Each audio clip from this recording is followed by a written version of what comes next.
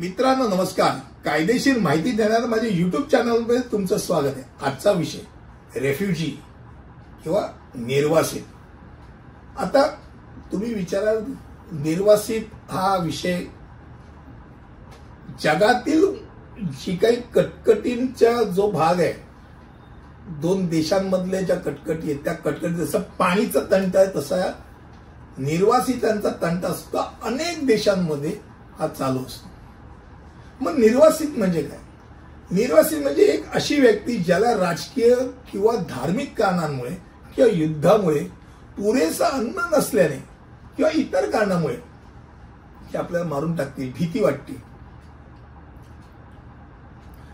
तो आपला देश सोडतो आणि देश सोडून दुसऱ्या देशांमध्ये जातो. तो दुसऱ्या देशामध्ये जातो तो त्या देशाचा निर्वासित असतो. कारण तो असतो कुणाचा? समजा धरून चला ब्रह्म देशाचा आहे. कारण ब्रह्म देशामध्ये हा निर्वासिताचा फार मोठा प्रश्न आहे. अगदी पूर्वी हेलन जी नटी आहे ती सुद्धा त्याच देशाची.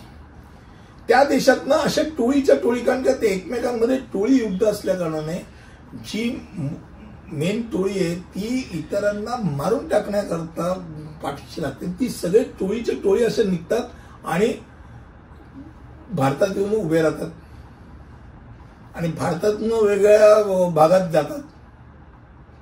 बांगलादेशमधून पण निर्वासित आले, ते अनेक तिकडच्या 7 राज्यांमध्ये पसरले. हे निर्वासितांचा हा प्रकार खूप गंभीर आहे.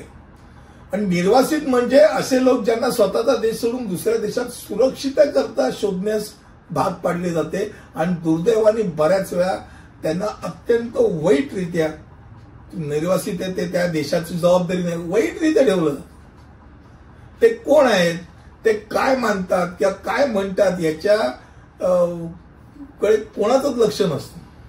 सशस्त्र संघर्ष, हिंसाचार, अत्याचार, बायकांवरती बलात्कार होण्याची भीती असल्याकारणे आपल्या बायकांसह पळून आलेले असे असतात. त्यामुळे सार्वजनिकरित्या ते जिथे राहतात तिथे अराजक असतं. आणि अशा वेळेला आपण परत देशात जाऊ का, तर ते 100% म्हणतात बाई आम्ही इथे मरू पण तिथे जाणार नाही.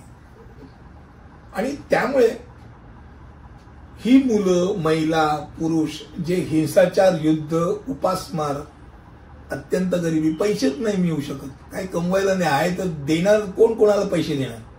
सगळेच भिकारी. अवस्था बिकट. खायला मार, 2 वेळ नाही 1 वेळचं पण खाण्याची मारामार. मग कुठे अन्न आहे? तिथे पाणीच नाही.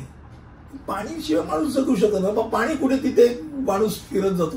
मग या गोष्टी ज्या आहेत किंवा लैंगिक किंवा म्हणतो ना आपण जेंडल लिंग प्रवृत्तीमुळे किंवा हवामान बदलामुळे, नैसर्गिक आपत्तींमुळे, दुष्काळ पडला किंवा भूकंप झाला, आहे ती घरं सगळी नष्ट झाली, करणार काय? चालला पुढे दुसऱ्या देशांमध्ये निर्वासित.